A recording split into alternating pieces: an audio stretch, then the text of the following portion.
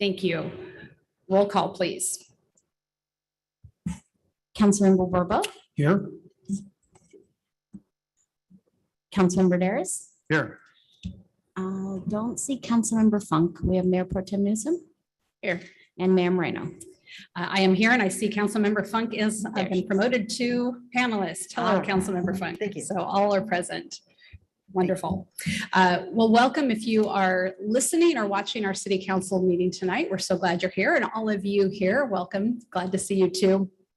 If you are not here live and you're not on the webinar, but would like to speak by phone, either at community forum or for public comment on any one of the items that is appearing on our agenda, the Zoom info to call in is the number 669-900-6833.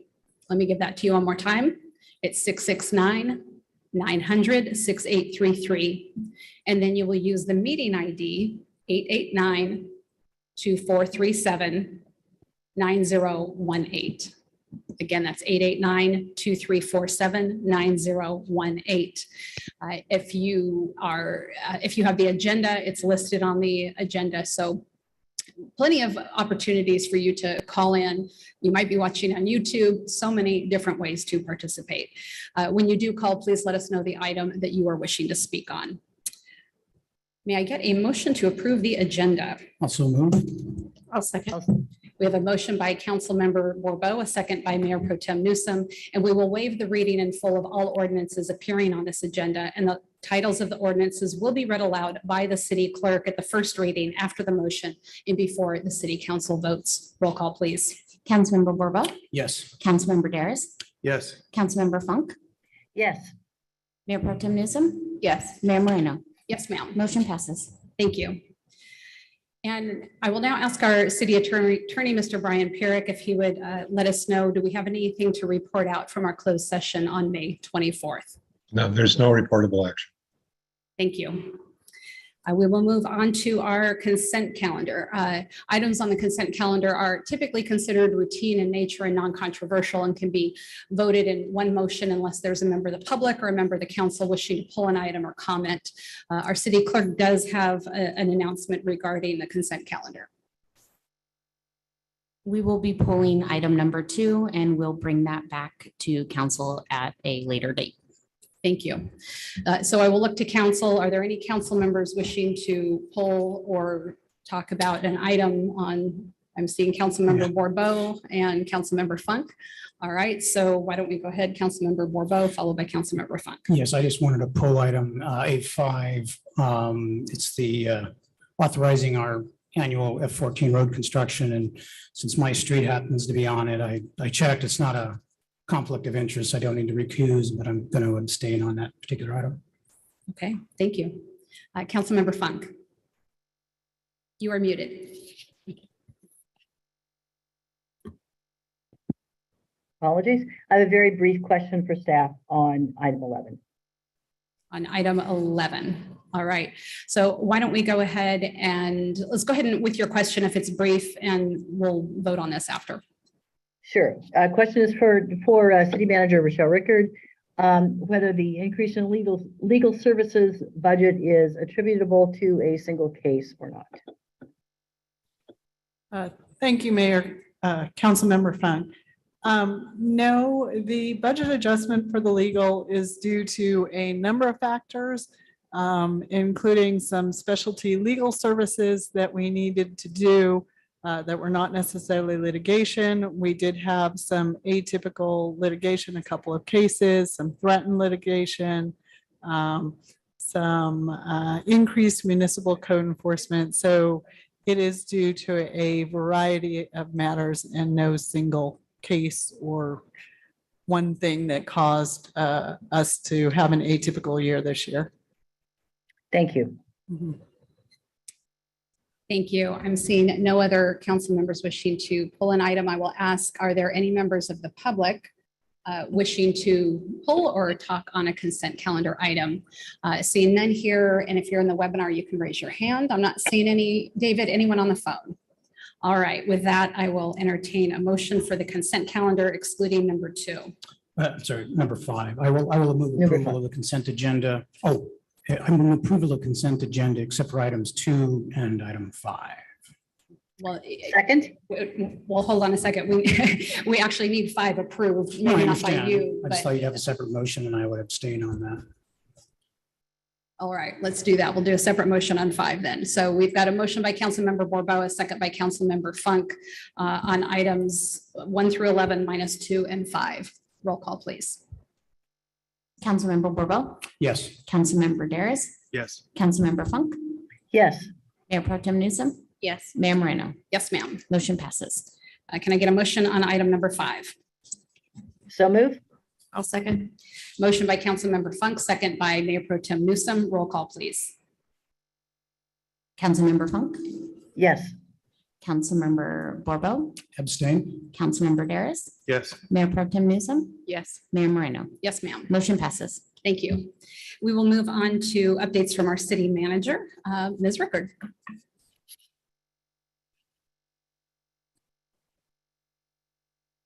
Thank you, Mayor. Can you hear me okay? Okay. I'm going to start out city manager's report with one of my favorite things to do, and that's employee recognition. We give service awards at 5, 10, 15 years, and we have a number of employees tonight that have been with the city, and I'd like to invite them to come up and join me here. Justin and Andrew, Jack, Jennifer, Craig, if you guys can all come on up and stand with me, that'd be fantastic.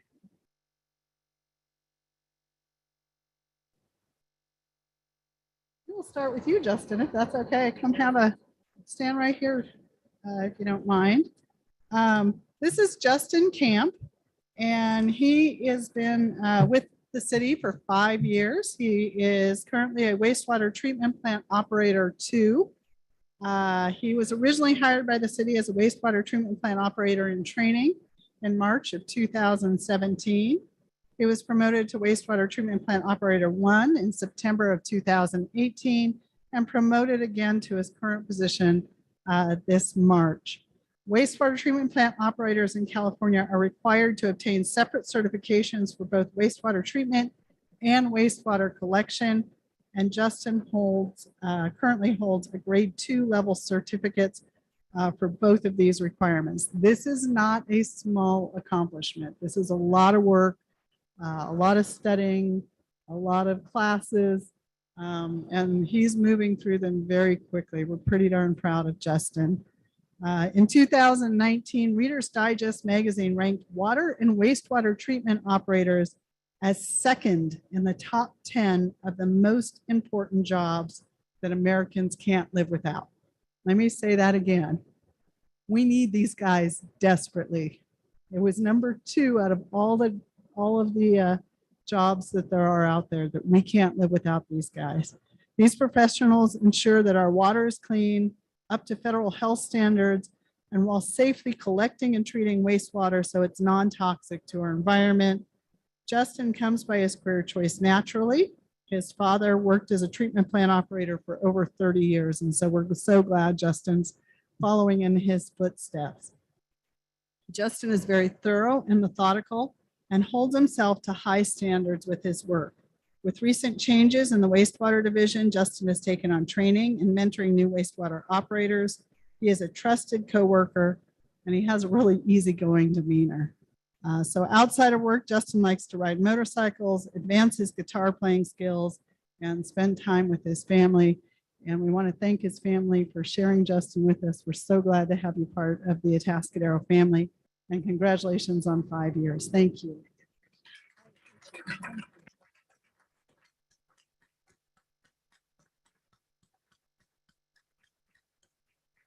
Don't go too far because we're going to want pictures afterwards. Let's go with Andrew. Come on up. So this is Andrew Hawkins. He is with our fire department. He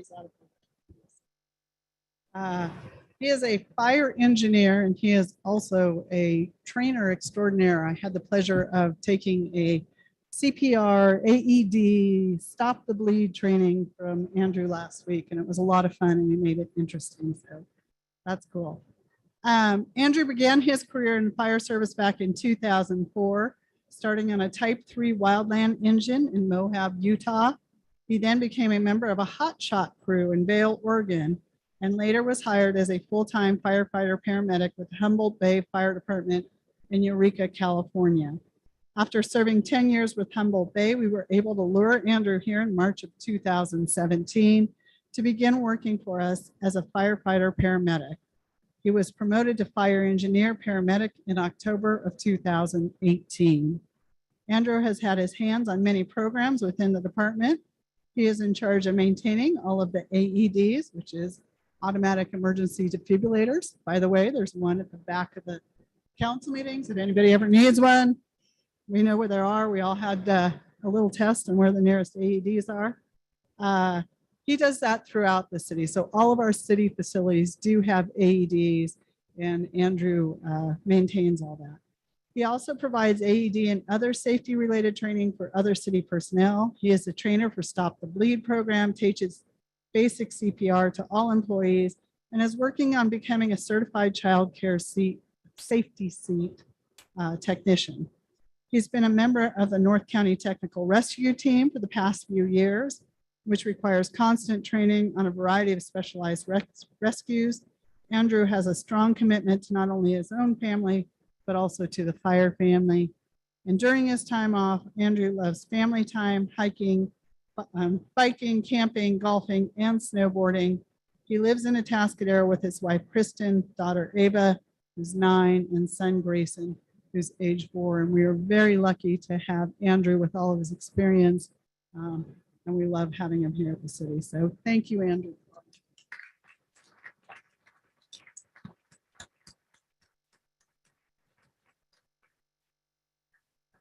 Okay, Jack, you're next. So this is Jack Light. He is also a fire engineer with the fire department. Jack started with us as a reserve back in 2009. So he's receiving his 5-year award, but he's been here since 2009. We just don't count those part-time years. But we were certainly glad to have you during those part-time years for sure. He came here with a vast and varied background ranging from automotive to oncology, and has even worked as a brewmaster. Jack was a reserve and a seasonal firefighter with us until 2016, when he was appointed as an interim firefighter. In February of 2017, Jack tested for and was appointed to a full-time firefighter position with the Atascadero Fire. And then he worked hard for his promotion to fire engineer. That's also a tough test, by the way. They have a whole book they got to do, testing, all sorts of things. Earlier this year, Jack also completed paramedic school, which is an even bigger accomplishment. A program that took just over a year to complete, and he's now one of our newest licensed paramedics. Thank you very much. In addition to his normal duties, Jack is also responsible for maintaining the fire department hoses, nozzles, small tools, and equipment, and he is working on getting our new auto extrication tools ordered and placed into service. Jack has lived in Atascadero since 2007, and he and his wife, Nadine, have been married for nearly 24 years. His daughter, Cheyenne, has just completed her associate's degree in both child and adolescent development and social and behavioral sciences from Cuesta College. She's off to Cal Poly this fall to complete her education as a teacher. And we're very lucky to have Jackson, so thank you for being here. Appreciate it tremendously.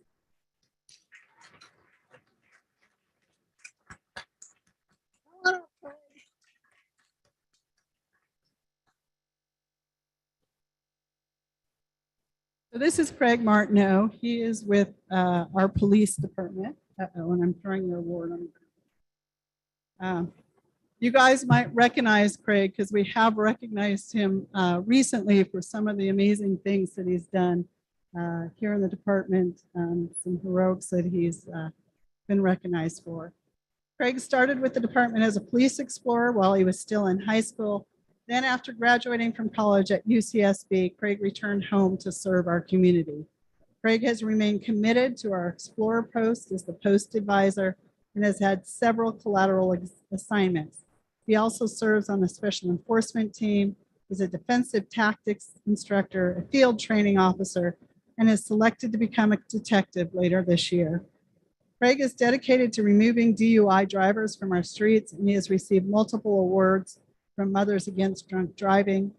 And the award that I was talking about last time, or the recognition, had to do with some of the life-saving measures that he took in the shooting of the deputy up in Templeton and a couple of other things. So I just want to make sure we mention that.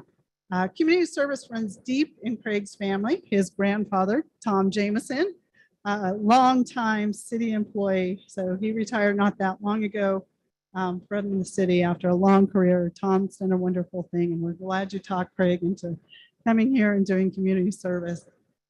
It's been amazing. We're very happy to have Craig here. So thank you, Craig.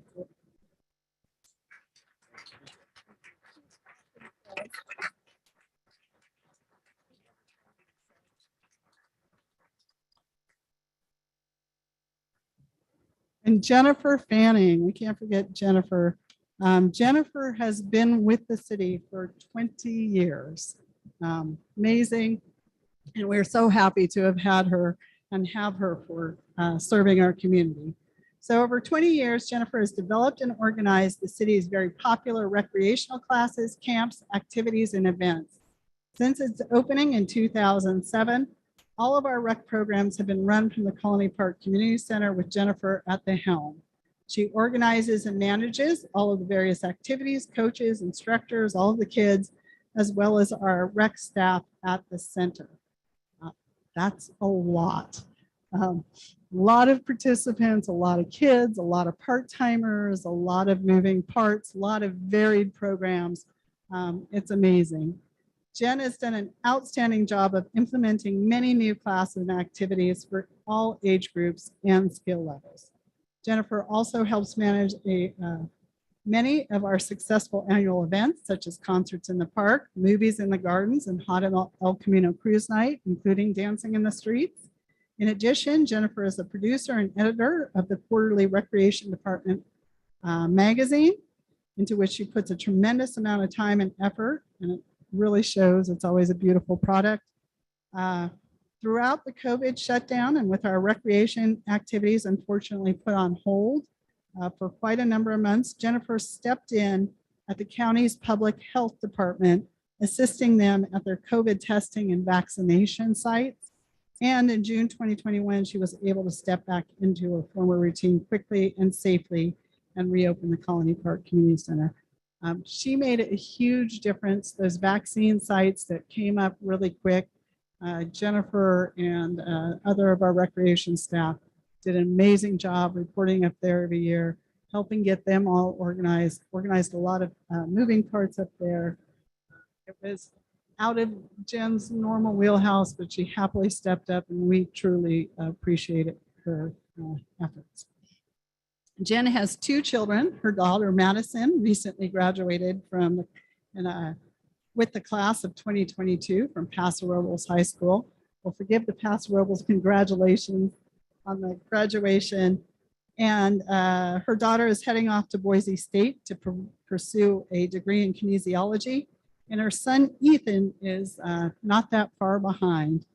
So thank you for your 20 years of outstanding service to the city and to the residents of Atascadero.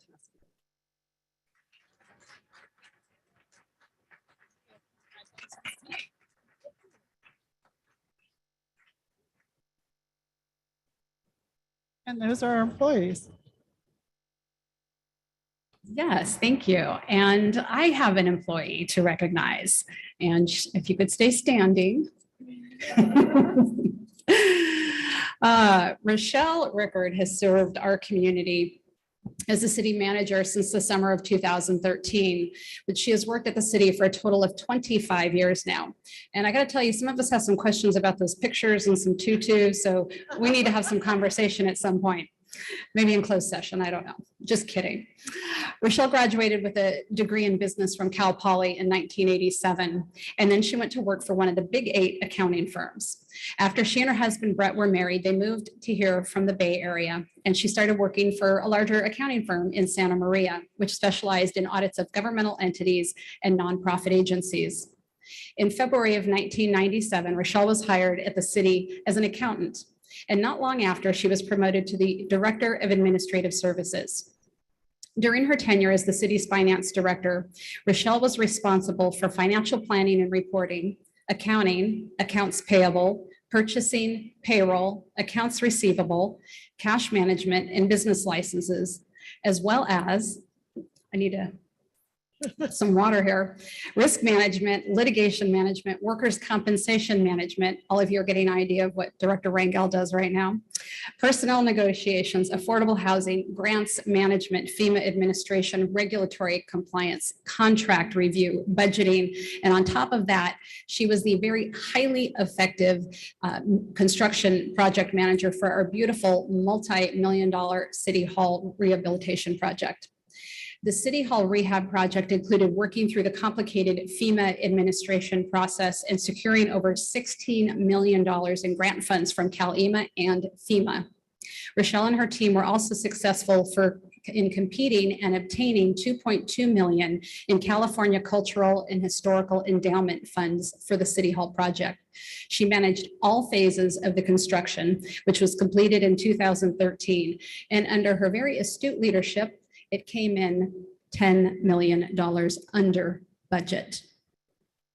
Yes, $10 million under budget. I continue to be very amazed by that. Well, not if you know Rochelle, it's not that amazing.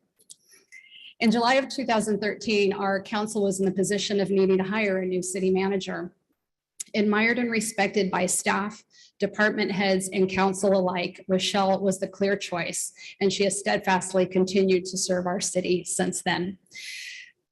During her tenure as city manager, she has successfully developed a road implementation program, including the passage of a 1/2 cent sales tax measure to improve neighborhood roads here in Atascadero. The initiation of a successful marketing promotions and events program that now includes a very popular events such as Tamale Festival, Dancing in the Streets, and Brew at the Zoo. A focused effort on revitalizing the downtown, including new restaurants, craft beer establishments, coffee houses, and other places to enjoy development, stimulating significant investment in the community, including new hotels, an amazing co-working facility, the La Plaza project, and many other new projects within the community. She also, of course, oversaw the implementation of the D20 sales tax measure, which included an extensive, in-depth community outreach and information sharing campaign. The passage of this measure by you, the Atascadero voters, it has helped to fund critical public safety and citywide infrastructure needs and making investments, things that have already begun to take place and be implemented throughout this budget cycle and beyond. Brett and Rochelle live here in Atascadero, and they're very proud of their 2 grown children, Meredith and Austin. And I believe Meredith, she just recently moved to Boston. And did she get, is there a little announcement? She got engaged maybe? She did get engaged and she just did receive her PhD. So. And she just got her PhD. So wow, a lot going on for Meredith. Very exciting. Well, thank you, Rochelle. Congratulations on 25 years of service here. We appreciate you. And on about 9 years as city manager, can we count on another 9? I can't get her on the record for that. But I'll ask my council members if they would like to add anything. Mayor Pro Tem Newsom, and we'll go down the line, and Councilmember Funk. Rochelle has been an amazing person in our lives. She allows me to bring my daughter to her office that rips it apart. So for good times, we brought her in to wish Rochelle a happy anniversary, and thanks for all that you do for us. We're very successful because of you. Thank you. You know, it's really telling that when the prior city manager left, that the department heads in particular got together and wrote a letter to the city council saying Rochelle should be the next city manager. And that's, I think, says a lot and may say it all, but she's lived up to that billing. She thinks she's respected by, the management team and all of the employees, and certainly by the city council. So thanks for everything you do and how you do it, Rochelle. I've had the pleasure of working with Rochelle a few past almost 12 years, I guess, for planning commission and now council, and nothing short of absolutely amazed with your knowledge and what you've done for the city. And we're lucky to have you. And another 9 years would be great. But anyhow, thank you for your service and for everything that you've done. Thank you. Councilmember Funk. Yes, thank you. And Rochelle, I just want to thank you for your terrific work as our city manager, your generosity with your time. I ask lots of questions, and Rochelle is both endlessly patient and deeply informed, which helps us make good decisions as a body and certainly helps me do my work as a council member. And I also really appreciate the leadership that you provide to our city in hiring with heart to try to have a staff team that doesn't get locked into silos, but works cohesively as a whole team. And that is a spirit that we work on the council to emulate as well, working together for the benefit of the whole community. And it is noticed and appreciated in our community, is a direct tribute to your leadership. And I thank you. Thank you. And with that, I think we have pictures and pins and others, and Yes. I will let you lead the way with this. Okay, if we could have everybody come join up front, all of my employees that are being recognized, and we'll take some pictures.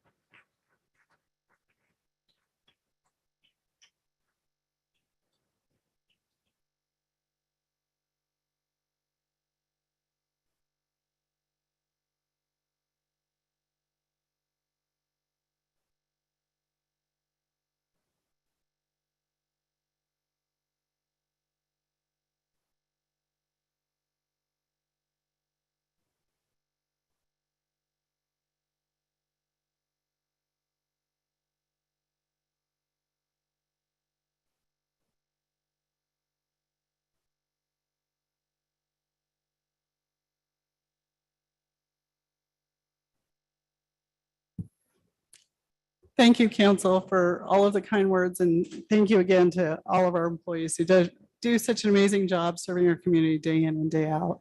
They really are heroes. So with that, I'm going to move on to the rest of my city manager report, if that's okay. I want to talk about several new businesses that are now open in downtown Atascadero.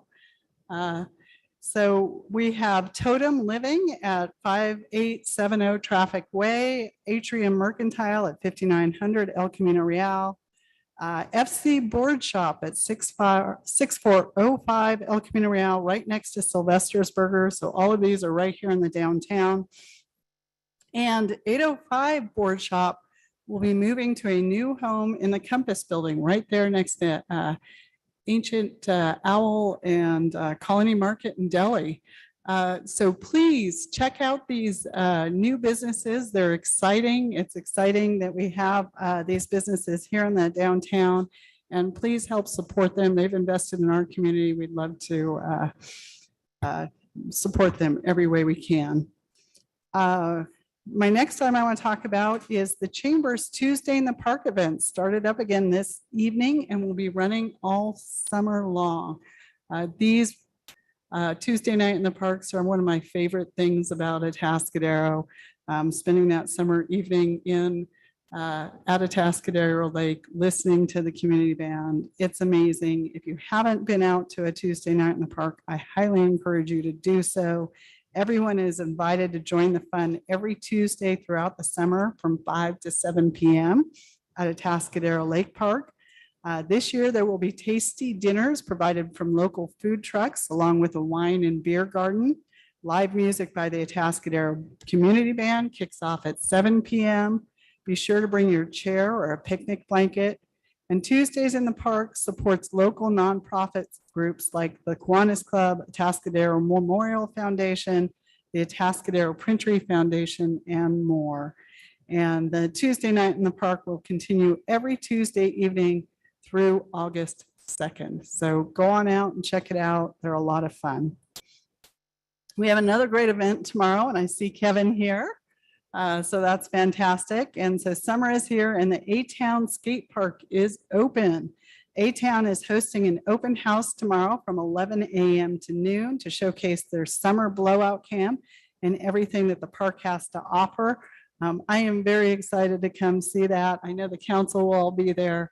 The public is invited to that, and we'd love to see and go out and find out what they're doing. There's a lot of great stuff going on out there. And it's a great chance for Kevin to show us everything that they do out there for the community. The park will be open at noon to the public, and for those that would like to stay and enjoy skating, you'll be welcome to do that, including any council members could give it a try. Oh, okay. I'd rather fight a fire. There we go. So please, that's tomorrow at the skate park. Come out and see the amazing work that's being done out there. We also have the 2022 Summer Concert Series, Saturdays in the park. So we have Tuesdays in the park and Saturdays in the park. We're very pleased to kick off our 2022 Saturdays in the Park Summer Concert Series, which will again be held nearly every Saturday throughout the summer. Our first concert will be this Saturday, June 18th at Atascadero Lake Park Bandstand, featuring a very popular local cover band, the Counterfeit Kings. And audiences are always in for a great time when the Counterfeit Kings take the stage.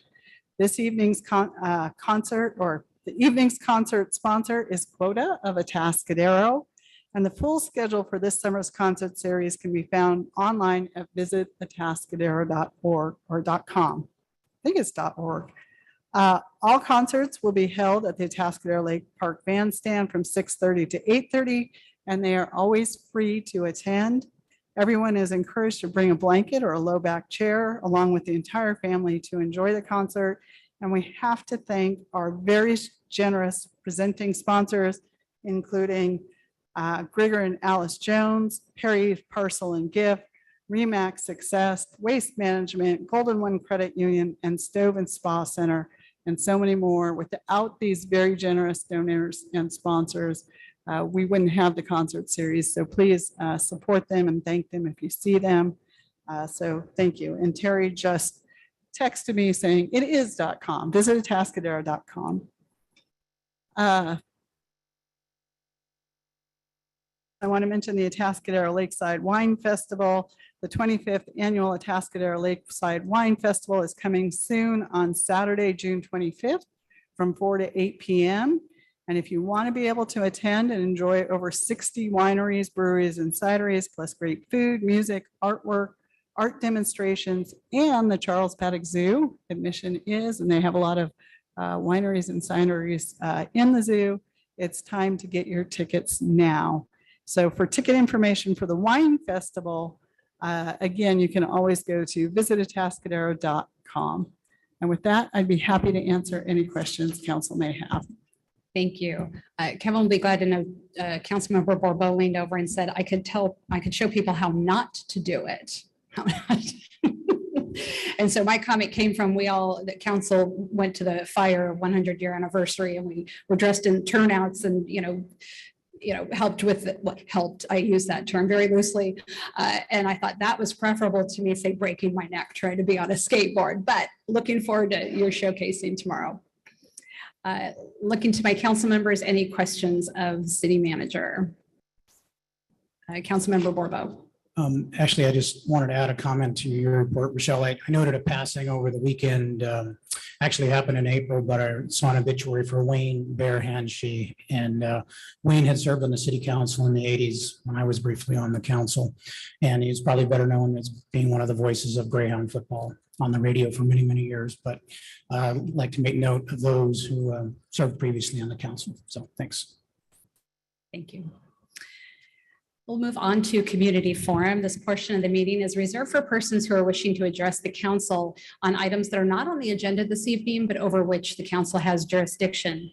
Speakers are limited to 3 minutes, and we would ask that you would state your name for the record. And we will have the, oops, let me see.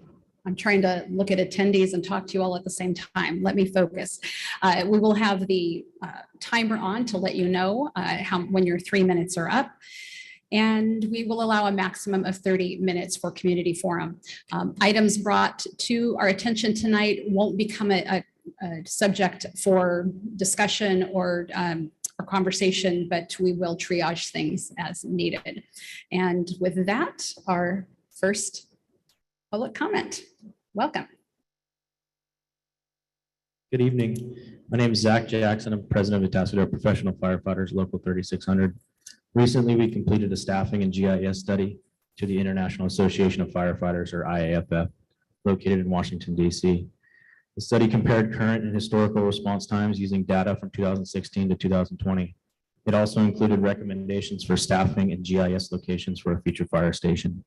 The recommendations are provided using the National Fire Protection Association, or NFPA standards.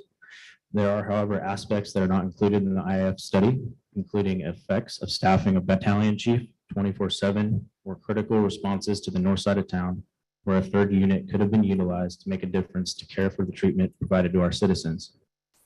Although the study compared response times to NFPA standards, we know here in the city, we have many challenges that affect those standards, including geographically and financially.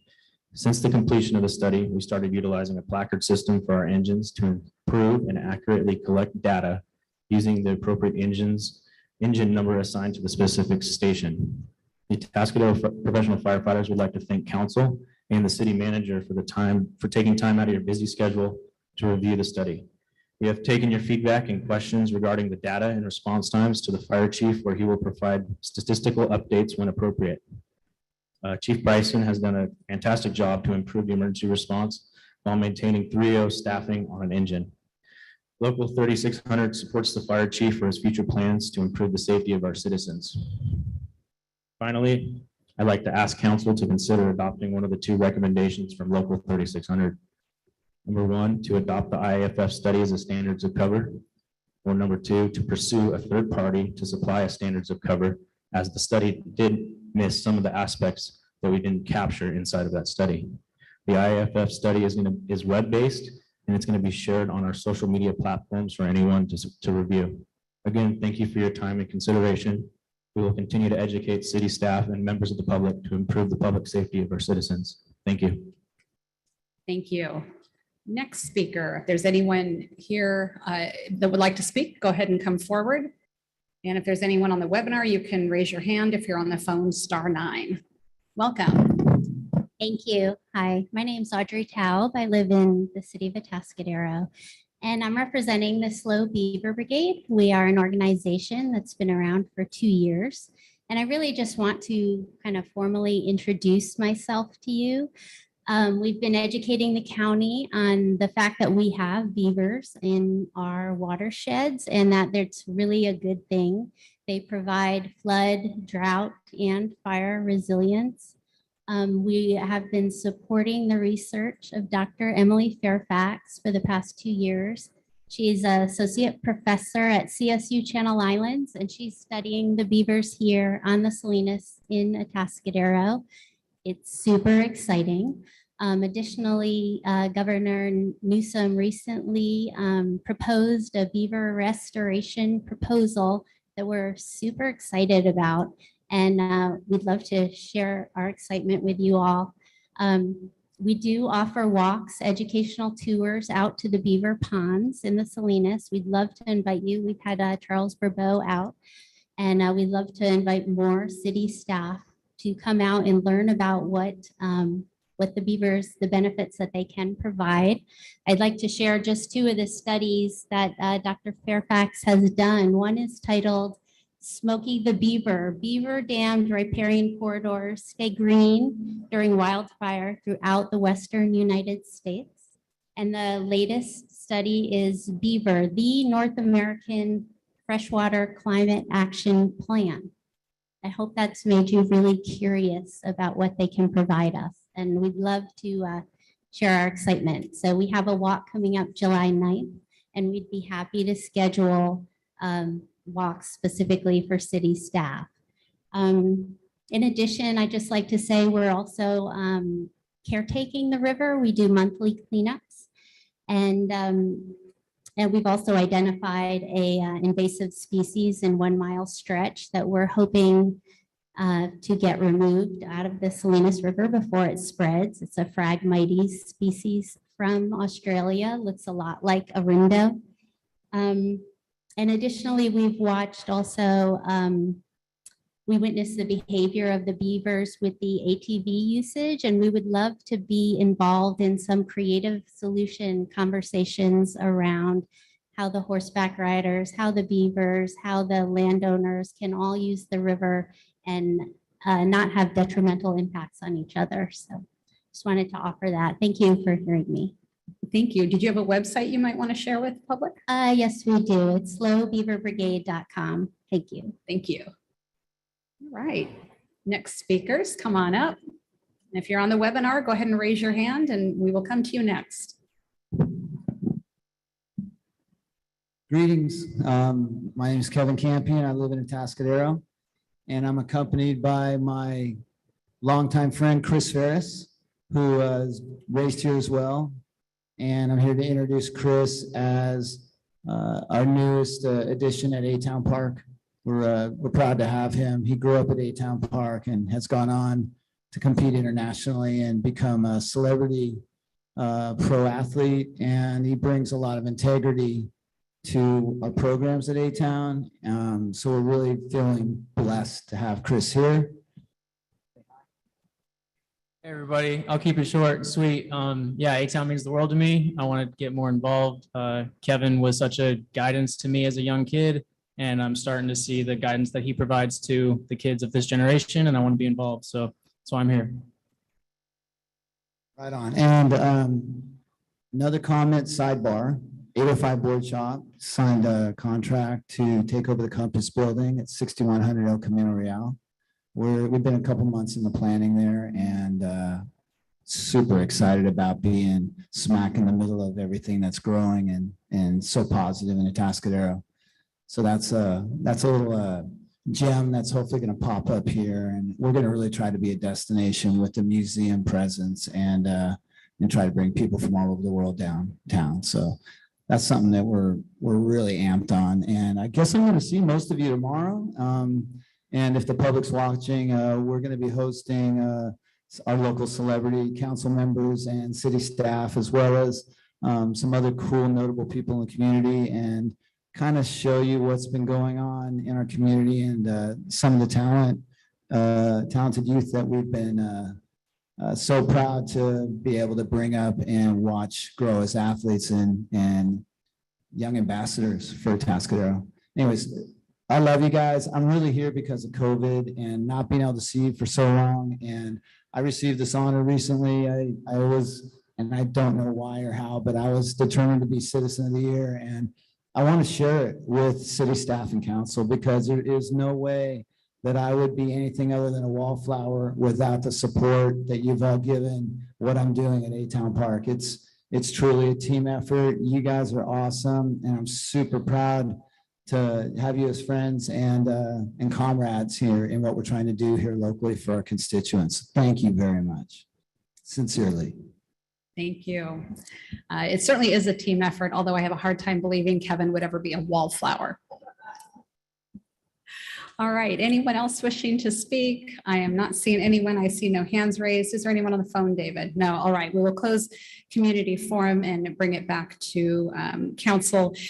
Let's see, since we have no one else wishing to speak, community forum does remain open to 7:06 until 7:06 p.m. At this time, we'll move on to the next item, but if there's anyone wishing to speak prior to 7:06, let us know and we will get to you at the earliest opportunity possible. All right, so now we'll move on to our first public hearing, the Apple Valley Assessment Districts, and our Administrative Services Director, who we now all know the job description of, Sherry Ringel. Thank you very much, Mayor and Council. Just pull this up real quick.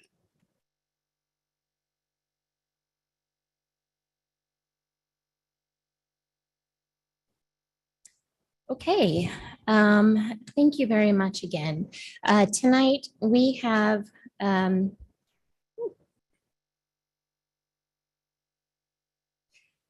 have three separate items before you, requiring three separate public hearings. And these are all on assessment districts. I'd like to very briefly go over a little common information on all of these before addressing each one separately. Council's long-standing policy is that new development should pay for itself. Part of that policy required developers to put in a mechanism to pay for items such as road maintenance and maintenance of common landscape areas. Developers have the option of either forming a homeowners association or an assessment district. The developers for Apple Valley, De Anza Estates, and Las Lomas, what used to be known as Woodridge, all decided to form assessment districts. This is not a general tax to all of the community. It is only applicable to those properties in each of these developments. The consumer price index used is the CPI for all urban consumers for the San Francisco, Oakland, and Hayward area from February to February. For the three areas we're discussing tonight, there are a total of 6 assessment districts. Because of the way that assessment district law works, each area generally is required to have 2 separate assessment districts, one for landscape and lighting, and the other for streets and storm drains. A public hearing must be held annually to adopt the levies. The general fund does contribute a small amount for some amount of the public benefit. And then I'd like to go ahead and start the public hearing for Apple Valley, if that works. Okay. Staff evaluated the short and long-term costs for both districts in Apple Valley and proposed the levy is the same as the prior year. And that's $900 per EBU or equivalent benefit unit, so equivalent to a single family home, for the landscape and lighting district, and $550 a year for the benefit assessment district or the street and storm drain district. And that concludes my report on Apple Valley. Thank you. I will first look to my counsel and ask if there is any ex parte on the Apple Valley Assessment District. All right, seeing none. Any questions regarding this item, Apple Valley Assessment District?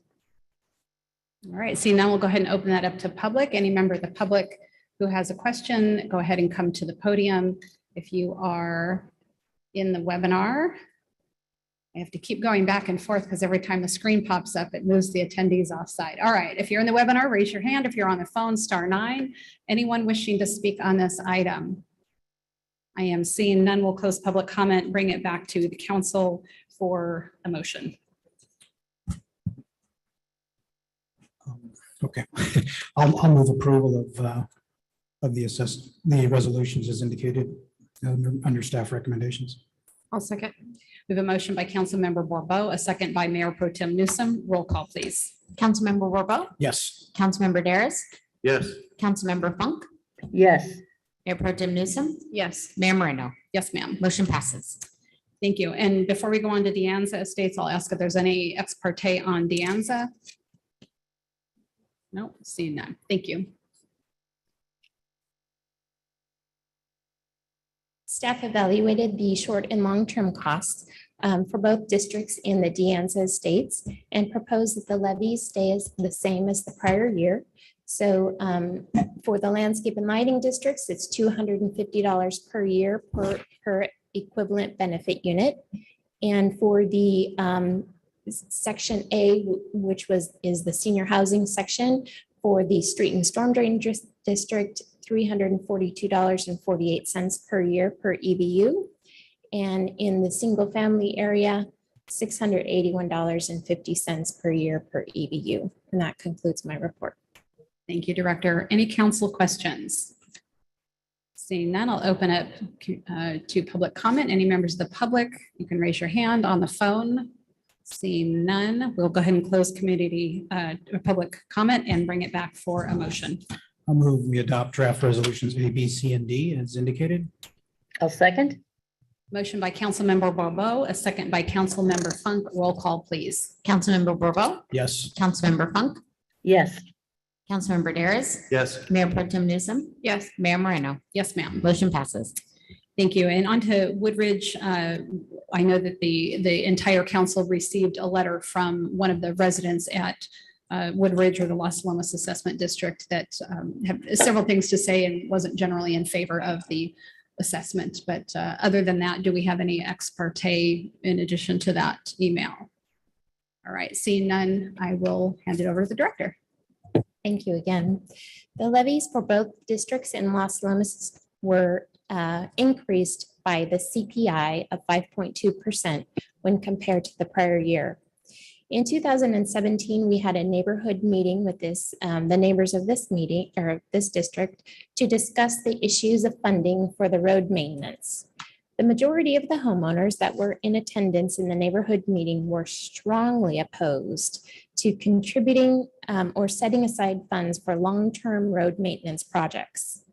The proposed street and storm drain district levy of $428 per year is sufficient only for the annual operating costs and periodic surface treatments or slurry seals of the roads. Residents were informed that in approximately 20 years, the roads will require more in-depth road maintenance project that will require significant funding. The residents were also informed that the homeowners will be responsible for those repairs and that with the proposed levy at the $428 a year rate and annually adjusted for inflation, there will not be sufficient funding for road maintenance projects beyond fiscal year 32-33. Before fiscal year 2033-34, the district will need to come together to figure out how to fund future maintenance and periodic pavement rehabilitation that is needed to occur in 2038-39. The estimated cost for this work is just under $1 million using current dollars. A notice was recently sent to each of the property owners in the district, again sharing this information. Staff has concerns about the long-term maintenance of the streets in this district and wants to make every effort to ensure that the neighbors have all the details needed to make an informed opinion about this issue. Staff is also trying to compromise with the desires of the district to keep the near-term costs down, and thus is recommending the levy of $428 per equivalent benefit unit per year for the streets district and $304 per year per equivalent benefit unit for the landscape and lighting district. And that concludes my report. Thank you, Director. And I know this is something we've had a conversation about over the years. And so I think that the best that we can do is let the residents know here are our concerns. Here's the investment that's going to be required out there. I would like, just for public's edification, I think the landscape and lighting levy is only at about 14% of the allowable maximum, and the storm drain and streets is at 50%. Is that correct? Yes, that's correct. Okay. I think sometimes the impression people have is that we're getting as much money out of people as we can. And number one, the money isn't for us, it is for the district. And secondly, as the director has stated, that we're not assessing remotely the maximum that could be assessed. And that is due to the residents' desires. And we are working as best we can with those desires. So with that, I will look to council and see if there's any questions. Seeing none, I will open it up to public comment. Any members of the public wishing to speak on this item? I'm seeing no hands raised, no one on the phone, no one here in person. All right, we'll go ahead and close public comment and I'll bring it back to council for a motion. Mayor, Yes, I believe we did have one member of the public that would like Oh, to speak. I will reopen public comment. Good evening. My name is V. Pierce, and I'm a resident of the Las Lomas community. I wasn't planning on speaking today, but I just want to give my support for the increase in the assessment this year. I am maybe one of the minorities that think that we need to invest in the future of our neighborhood and maintain its beauty and quality. And I'm willing to work with city staff to talk with my neighbors to underscore the importance of doing that in the future. We used to have meetings with staff to talk about it. I was there at the 2017 meeting where we had a surplus of funds in the account. And so at that point, I wasn't opposed to decreasing the assessments in order to make it, a little bit, look a little better for our community. Plus we were in a recession at that time. So a lot of our folks were hurting, but I didn't realize we were going to continue underfunding our district, our assessment district. So yeah, I just want to offer my support for what's proposed tonight and my support for the future. Thank you. Thank you, Ms. Pierce. Anyone else in the public wishing to speak on this item? Seeing none, I'll go ahead and reclose public forum and or public comment and bring that back to council for a motion. I think Councilmember Borbeau, you were ready. I'll move approval of resolutions A, B, C, and D as recommended. I'll second. Motion by Councilmember Borbeau, a second by Councilmember Funk. Roll call, please. Councilmember Borbo, Yes. Councilmember Funk, Yes. Councilmember Daris, Yes. Mayor Pro Tem Newsom, Yes. Mayor Moreno. Yes, ma'am. Motion passes. Thank you. We are moving on to the Atascadero Tourism Business Improvement District confirmation annual assessment. I will ask my colleagues, anybody with ex parte? Oh, gee, I already skipped to number 5. We are on thank you. That's why I need a mayor pro tem here. Downtown parking and business improvement area confirmation of the annual assessment. Do we have any ex parte? Seeing none. All right, we will hand that over to, I have Ms. Banish doing that. Is Terry popping on? Yes. There Can you she hear me? is. All right, we got you. Yes. Very good. Good evening, council. Thank you for having me. So we have the City of Atascadero Downtown Parking and Business Improvement Area District to look at for the confirmation of the annual assessment. Oh, excuse me. It went to a slide that I didn't want it to go to. Hang on one second. Oh. Never mind.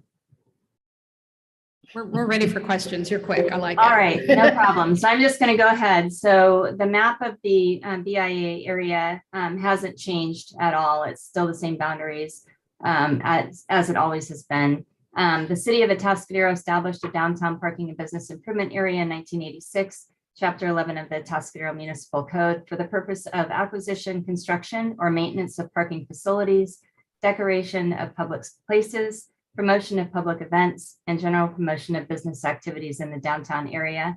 The code requires the city to levy and collect the assessments, the city council to adopt an annual resolution of intention declaring the city's intent to levy an annual downtown parking and business improvement area assessment, and hold a public hearing confirming the assessment.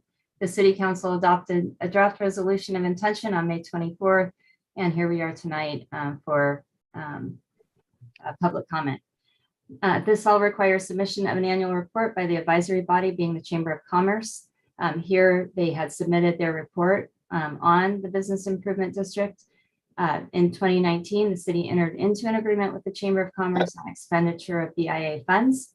The chamber serves as the advisory body and the subcontractor to the city regarding the DPBIA. The informal committee of downtown business owners advises the Chamber of Commerce on expenditures and assists in the creation of the annual budget. As part of the contract, the chamber provides an annual accounting of expenditures for the BIA funds. Here's the proposed expenditures that are provided, and the chamber has submitted the report. The assessments collected by the city are estimated at approximately $12,820 annually.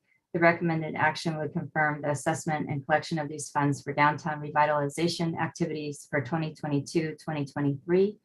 And again, the report does not propose any changes to the boundaries of the DPBIA or of the assessment. The recommendation is to adopt the draft resolution confirming the annual assessment for the DPBIA for fiscal year 2022 and 2023. Are there any questions? Thank you, Ms. Banish. And just to let the public know really what this is, it is the downtown businesses, and there's a certain boundary line, but they have all decided to assess themselves, essentially double their business tax, assess themselves to pull together some funds in order to promote the downtown. So through events and beautification, their goal is to make downtown an even better place to be. And part of the excitement and energy that we see down there, they play a big role in that. So it's fun to see them doing these things. And we're grateful that they are, because they've really been doing a great job with little events and like the Taco Day on Traffic Way. That's been a big hit for many years now. And I believe that's coming back. And so we really thank them for what they're doing. But just in case you in the public are wondering what that is what it's all about. With that, I'll see if there's any questions of council. By council. No, seeing none, I will go ahead and open it up to public comment. If there's anyone in the webinar that wishes to speak, go ahead and raise your hand. Anyone on the phone, David? Anyone in here in person? No, no one wishing to speak. All right, we'll go ahead and close public comment and bring it back to council for a motion. I move we adopt staff's recommendation to adopt the draft resolution. I'll second. I'll second. Motion by Councilmember Borbo, a second by Councilmember Daris. Roll call, please. Councilmember Borbo, Yes. Councilmember Daris, Yes. Councilmember Funk, Yes, Mayor Pro Tem Newsom, Yes. Mayor Moreno. Yes, ma'am. Motion passes. Thank you. Now we are on to the Atascadero Tourism Business Improvement District. Any ex parte? Seeing none. All right. Terry, take it away. All righty, very good, thank you.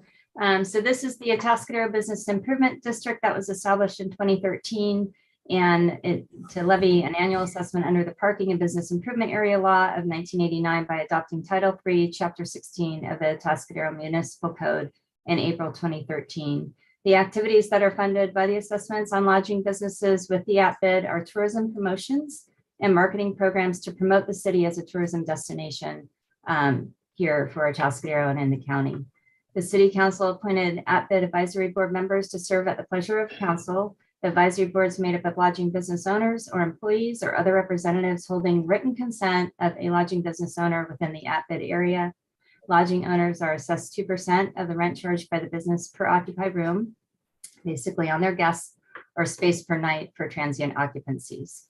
The annual report was presented to council at the May 24th meeting, and in summary, that current budget projects that assessment revenue for fiscal year 22-23 will be $298,170.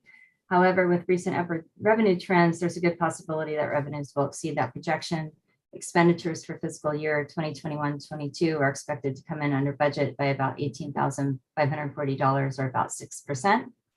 And the at-bid fund balance is now projected to be $473,720 at June 30th, 2022, and $464,910 at June 30th, 2023. The levies must be adopted annually, and our recommendation for council tonight is to adopt the draft resolution confirming the annual assessment for the Atascadero Tourism Business Improvement District for the fiscal year 2022-2023. Thank you. Another assessment district that has really been a great addition to the city. I think, I want to say it was 2013 when the council voted to form an ATBID at the recommendation and request of several hoteliers. And it's been very successful. And we've seen them work very well with you, Terry, with businesses bringing other events here. And so it's really been nice. And we thank you for your work with them because I think it's been a real benefit to our city, both residents. I think residents is the side benefit. Their job is heads and beds because they're hoteliers, but I think residents get that side benefit of some events and things like that that we might not normally have. So we thank them for what they're doing. With that, I'll ask if we've got any questions of staff. Seeing none, I'll go ahead and open that up to the public. If there's any public comment on this item. I am seeing none. Anyone on the phone, David? No. All right, we'll go ahead and close public comment and bring that back to council for a motion. I'll move we adopt the draft resolution as recommended. I'll second. Motion by Councilmember Borbeau, a second by Councilmember Funk. Roll call, please. Councilmember Borbeau, Yes. Councilmember Funk, Yes. Councilmember Daris, Yes. Mayor Pro Tem Newsom, Mayor Moreno. Yes, ma'am. Motion passes. Thank you. Well, we have one item left, and normally I would just continue on. It might be a little bit of a bigger item. I didn't know if we wanted to take a quick break. I'll just kind of look to my colleagues. How are we doing? All right. I think we're looking good, everybody. All right. Here we go. So on to number 6 of our public hearings, amendments and additions to the fee schedule. And that will be Director Jerry Rangel. Thank you again and good evening again. Tonight, I am very pleased to bring you the update to the fee schedule. We've been working long and hard on this and we're excited to bring it to you this evening. City government is really here to serve the needs of the people and be good stewards of the public's funds. City services that provide general community benefit like police patrols, fire suppression, park maintenance, these are all paid for using tax revenues. Other city services provide benefits to an individual person, organization, or company and can be funded using service fee revenues. That is, charging the individual for the specific service they receive. Individual benefit services can include items like development services, park and recreational services, rental of city facilities, or others. To the extent that these individual services are not funded with service fee revenues, general tax dollars are needed to subsidize them. Why is this? Well, real costs are incurred each time a service is provided to the community. Full cost recovery helps to stretch our limited resources by using service fee revenue to pay for the costs of services versus using tax dollars. When service fees are subsidized, we are prioritizing service fees for individuals over other services that will benefit the entire community. As we all know, there are limited revenues and many potential ways to spend those. And we have to make sure that we continue to prioritize those dollars in ways to help us reach our goals. The key discussion tonight is finding the right balance between full cost recovery for services and general government subsidies. As good stewards of the public's funds, it's important to determine and review the cost to perform the service and amounts charged for these services and determine if the revenues appropriately reflect the city's priorities. So how do we go about this? We had to determine first what the real costs are to provide the services. Staff put a lot of time and effort into defining each fee, determining how much time was spent on each, and how best to refine or restructure the fees so they best reflect the needs of the community. Mr. Eric Johnson with Revenue Cost Specialists, or RCS, then took that data and performed a very detailed analysis necessary to determine the cost to perform each service. Mr. Johnson will go into more detail about that shortly and talk about the process. California Government Code allows cities to charge fees to consumers of these services up to the cost of providing the services. In other words, council can authorize staff to charge fees for city services as long as the fees do not exceed costs reasonably borne to provide those services. And that's just what RCS did with the report. From there, the draft fee schedule was developed with a limited number of subsidies recommended. Some fees in the report indicate they are new. These generally fall into one of three categories. Fees that have been more refined and restructured in some cases, and as a result, have either been broken out into separate line items or reallocated to or from other fees. In some cases, there's no good comparison from the current fee schedule to the new fee schedule in the draft because the process and structure of how things are done has changed since the last cost study was completed in 2014. We're not really comparing apples to apples in those cases. The second category are fees that have been added because of changing legislation. Services that weren't previously required, but now are. And the third category is fees that have been added because the way we do business has changed or new options are available. The report estimates $969,000 in additional revenue with the adoption of the draft fees. And while I certainly appreciate Mr. Johnson's optimism on that number, I'm not quite ready to recommend building this into our budget. The revenue estimate is for new revenue over our current fees that are based on the last cost study from 2014. Because of the timing of that study, some of the staff members were not yet hired, and therefore their costs could not be included into that fee calculation.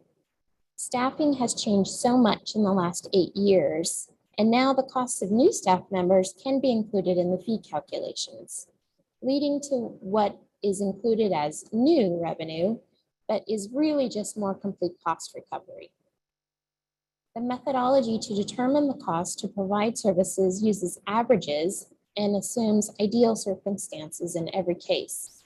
Costs are more often higher to perform those services than we actually collect with a fee. The calculation of the new revenue assumes average number of each of these services taking place each year. This will vary from year to year, of course. And new fees have also been added during the study to reflect new services.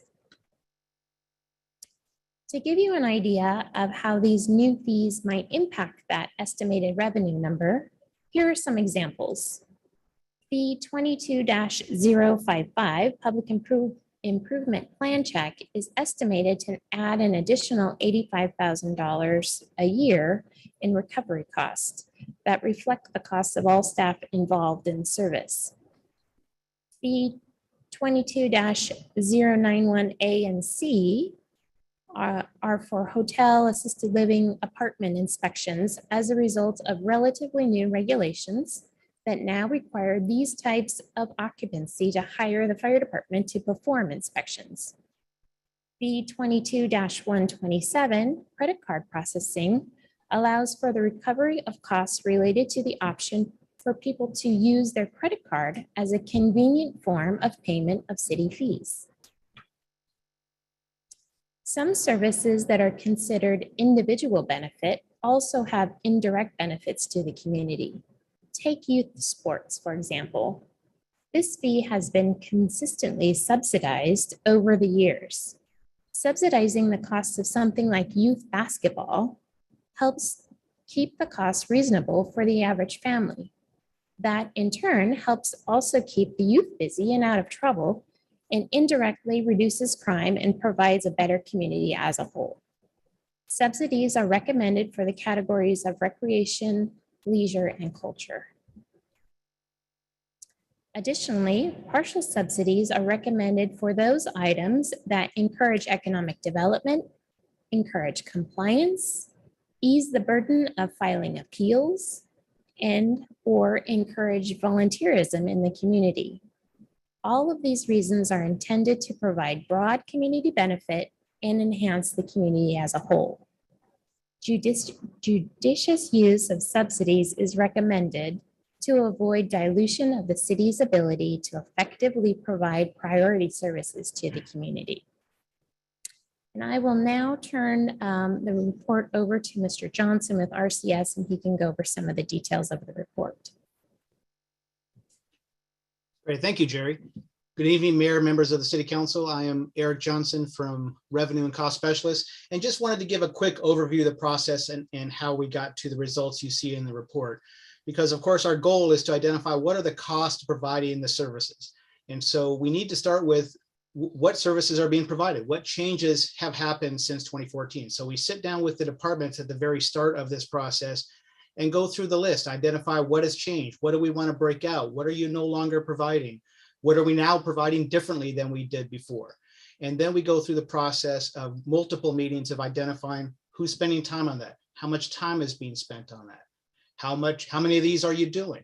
Does that add up? Do the hours add up? Are we allocating hours that don't exist, or vice versa? And are we allocating too little hours when we're looking at total position time? And so that process was multiple meetings over many months of fine tuning that data and getting to the point where we were all comfortable that this reflects where the city's at today.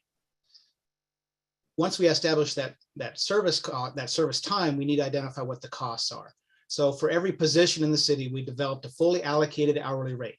So this includes salaries, this includes benefits, general operating expenses within each department, but also overheads. And there's city overheads. We did a detailed cost allocation plan where we fairly allocated out the city administrative costs. So city council, city manager, finance, fleet maintenance, facility maintenance, HR, all those things, those functions that employees need to be able to do their job.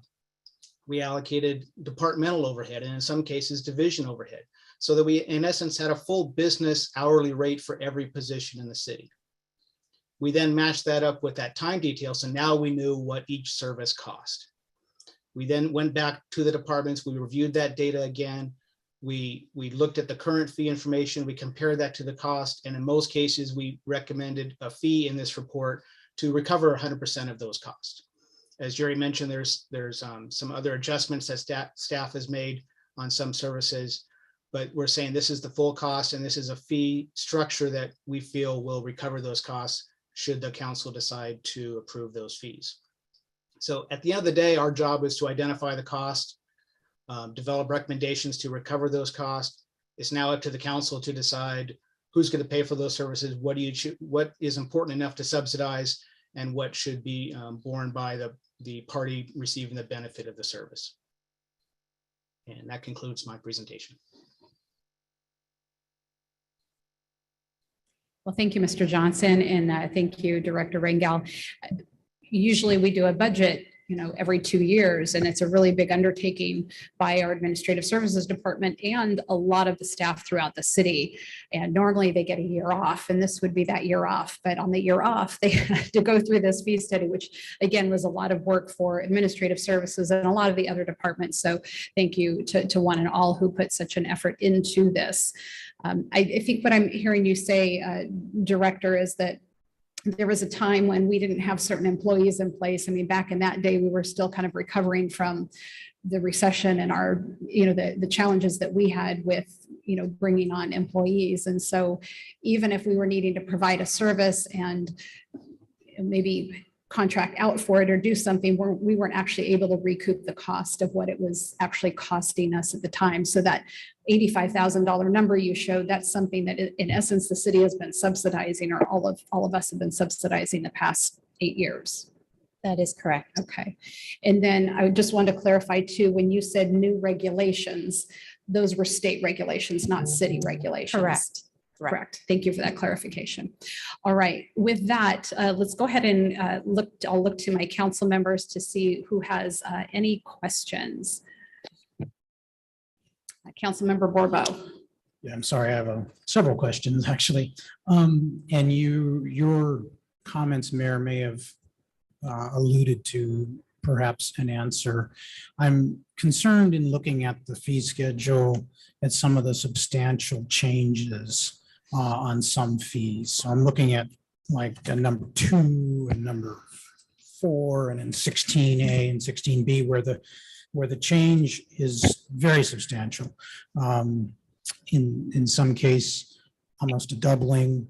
And what I'm wondering is that because of a substantial change in the way we provide that particular service, or a substantial change, perhaps, as the mayor noted, a state regulation that requires us to do it differently, or to do it more thoroughly, or do it in a more time-intensive manner. Because I'm concerned about like a minor conditional use permit going up from 1264 to 2795, more than doubling. And then there are a few that went down, not by 50%, not cut in half, but went down, a fairly significant amount. So I'm concerned about what would cause these rather drastic changes. And these are primarily in the community service or community development arena regarding, planning and building activities. And I don't know if Phil is on the line, perhaps that might be in his department, but Jerry, or if you or the RCS representative could answer that. Certainly. So we could probably tag team this one. So certainly across the fee schedule, there are a lot of different things, and we can look at these particular ones. Senior Planner Gleason is on the line, I think, as well, to answer some questions. But in some cases, these were really refined and reallocated. A lot of these things that you come in for community development, you don't just end up with one permit. You're doing this thing over here and this thing over here. And so there's time spent. Maybe we spent this hour working on, a staff report for over here. So that hour maybe is better allocated in this fee than this fee, but normally those are paired together. So some of the instances is that some of it is the staff time, some of it's just restructuring, refining these. Senior Planner Gleason can probably maybe address these particular ones, since she's more familiar with them. Sure. Yeah. I mean, I know there were concerns sort of with the minor conditional use permit review. So we now have, a DRC process where we sort of write a large staff report, just as large as we do for Planning Commission. We have a public hearing, so that, takes some additional time to accommodate. We have noticing for all of those projects as well. I think you kind of mentioned number 16A, which is our negative declaration. So we have a couple processes tied to the neg dec fee. One of those is our precise plan. So those are single family houses that would trigger environmental review because they're on excessive slopes. So if we look at our precise plan fee, I believe that we kept that one a little bit lower because those tend to be template documents and they tend to have very similar mitigation measures as we move forward. So this negative declaration fee really would be applied to the larger scale projects, larger development projects that require use permits, larger subdivision maps and things of that nature. So they are larger projects. The state has also added some additional review requirements. I think there's 3 more sections in CEQA since our last fee update that need to be analyzed and required. And there's some additional posting requirements through the state for CEQA documents that have come on board, I think, in 2020. Yeah. Would that apply as well as like 16B and 16C, where we're going from having no fee to, in 16B, if it's a class 32, I don't know what that is, over $1,000. And for the mitigated neg dec addendum, $2,625. We're going from nothing to a very substantial fee. Is that for some of the same reasons, or why would that be? Sure. So we currently don't have a fee for class 32 exemption. It was added to CEQA for infill development projects, but it is, a 5 to 10 page analysis document where we have to look at traffic. We have to analyze sort of traffic impacts, and it's sort of a much larger thing than just sort of a 1-page exemption that gets filed with the state. So we've been either, doing these at no cost, or we've been adding the neg dec fee, which is probably a little bit too high for some of these projects. And so we've kind of decided to break them out like a lot of jurisdictions are doing, so that we can kind of refine those fees and make sure we're only charging for the time that we're spending. And I think you mentioned the DRC, or Design Review Committee process, as being part of the cost on one of them. But that's not, I just want to make sure that's not occurring, that we're not, are we requiring more projects to go to the DRC and then therefore incurring a fee that we didn't previously require, because we didn't previously require them to go to the DRC? Or can you clarify that for me? Sure. I don't think it's more projects going to DRC. I'm not sure where DRC was formed in relation to our last fee schedule. I think there might have been some sort of subsidy level with DRC, but I think that Eric in this fee study has included all of that staff time in writing the staff report and going to hearing that's associated with our DRC. So our code is currently set up for all multifamily and larger commercial projects to go to DRC, and we do see quite a few of those types of projects. Okay.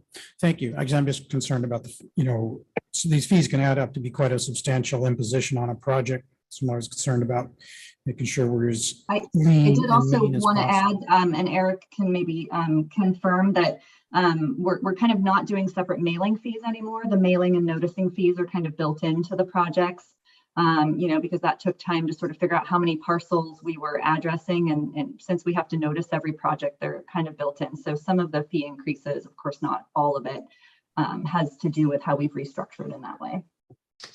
Thank you. And speaking of those notification requirements, I noticed that on some of the sign permit fees, there's some of the cost is attributed to noticing. We do noticing of the neighbors when somebody's going to put in a sign. So not all requires a sign signs, permit? but if it requires an administrative use permit, that's a public hearing. So we're required to notice those at the standard 300 feet.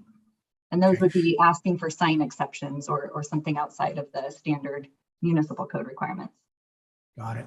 And then on fees 28 and 29, which is appeal to the planning commission or appeal to city council, those fees going up rather substantially. Almost double in the case of an appeal to the planning commission. Those fees would be charged to, let's say, an applicant who had been denied, but they also would be charged, let's say, neighbors who might object to a project approval. They're not charged, as we know, like if a council member files the appeal. Are those, is there a particular reason you can think of that went up so much, or is just the analysis of how much time is spent actually processing one of those appeals? Sure. So I believe most of those cost increases were just due to the amount of staff time it takes for staff reports and hearings and presentation. And also keeping it at the 70% cost recovery, which was the council policy from before. Okay, right. Thank you. Because I'm just concerned, that when we talk about public appeal, there's a little bit of a public participation angle there, and so a little concerned about that one. And then, let's see, a question maybe for city manager, the fees regarding the use of city hall. I think when those were established, there was some concern that they might be so high they would discourage the use of city hall for events. Do we have any track record on how much the city hall is being rented out for these type of events? We have not had a ton of private events here at City Hall. Obviously, we do allow the use of City Hall, particularly during the daytime hours for a lot of nonprofits and special things. But renting it out for weddings, I think we've only had a handful of rentals of this space. And then the last items, 131, 131A, which are the very last ones. One is, giving you Director of Administrative Services ability to waive certain fees that were incurred due to staff error. Well, it's like, I would certainly hope so that we would waive any fees that were charged in error. But the last one is waiver of nominal amounts under $10 that are due to the city to reduce the administrative cost burden. And when I read that, having been a former finance director, and I know how much work it can be for you to process a $12 check, let's say, I'm wondering why that figure isn't higher in order to make your job easier and more time, respect your time a little more. Because I mean, if you take somebody pays a $12 fee, writes a check to the police department or something, and they've got to handle it and get it to you, and you've got to handle it and everything. Unless it's done a lot where there's a high volume, shouldn't we grant you more authority in that regard? Like at least $20, $25, let's say. We kind of took a look at this and we kind of determined that 10 seemed to be appropriate for what we were seeing coming through. So that's kind of why we put the $10 in there. It just seemed appropriate given our kind of track record on what we've seen. Okay, if you think it's appropriate. And in general, we're adopting this if a year from now, 2 years from now, experience tells us something different, or it's causing a concern in terms of discouraging activity we want to see or whatever, we can readdress this fee schedule annually, right?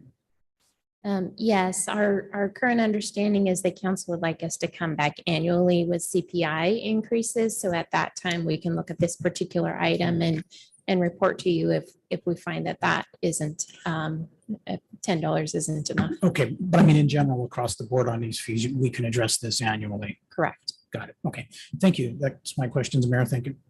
Thank you. Councilmember Darrows.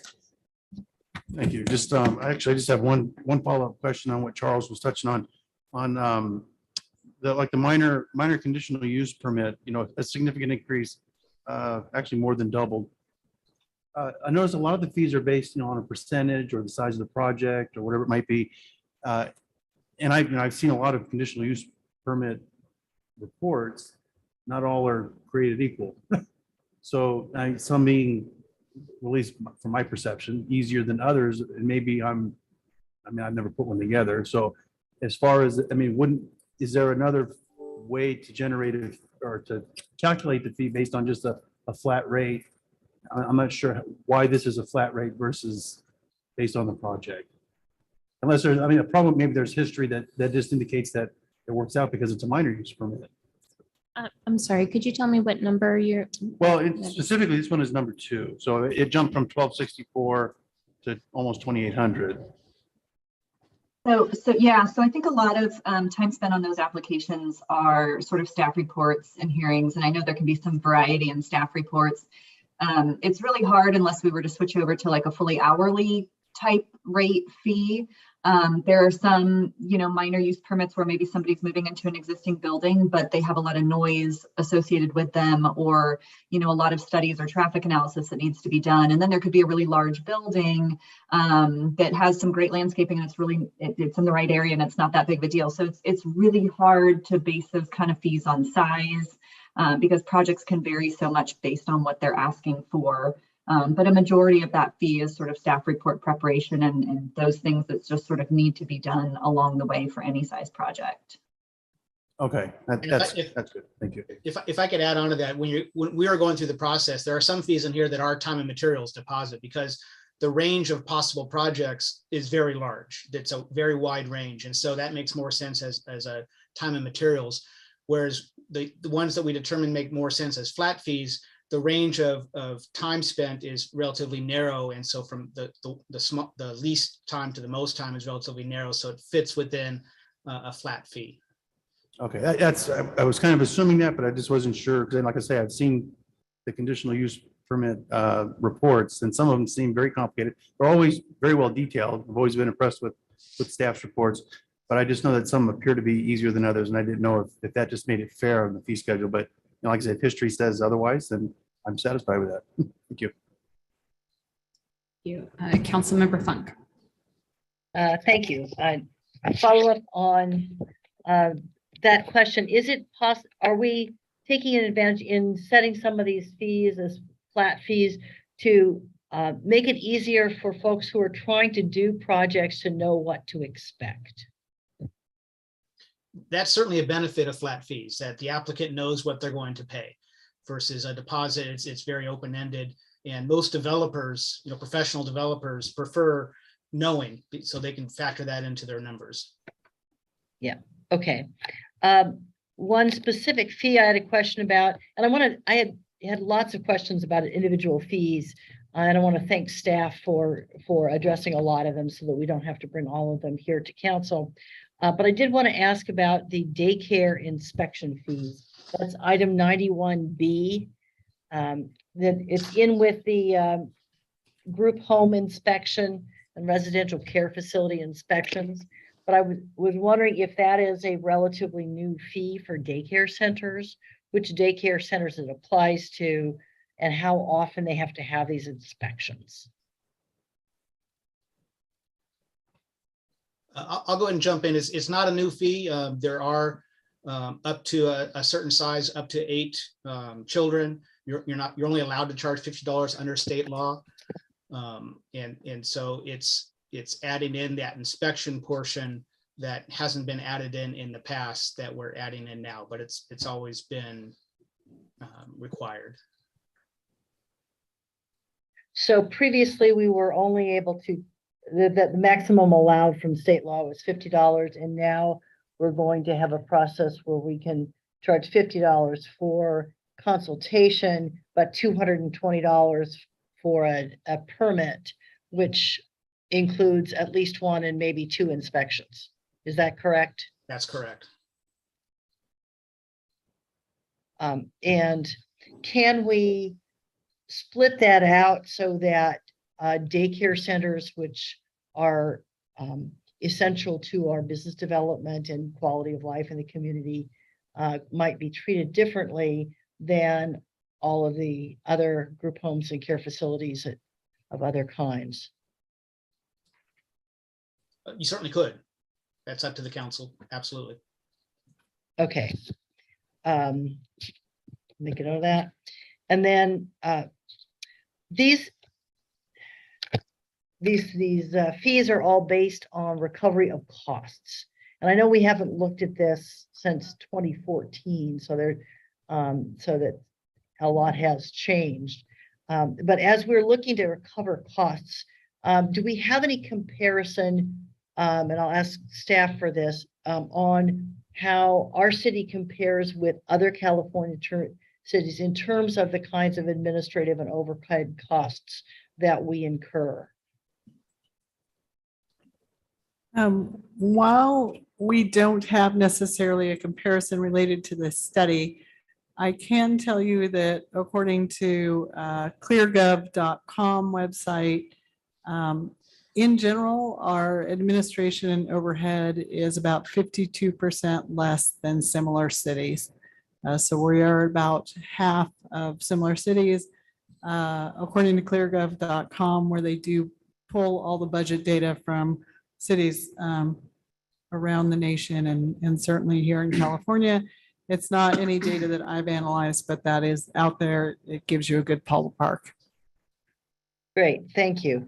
I mean, it's not necessarily a comfort when seeing some of the fees go up as well as some fees go down, but it is helpful to know that our staff is working every day very hard to make every last dollar go as far as it can.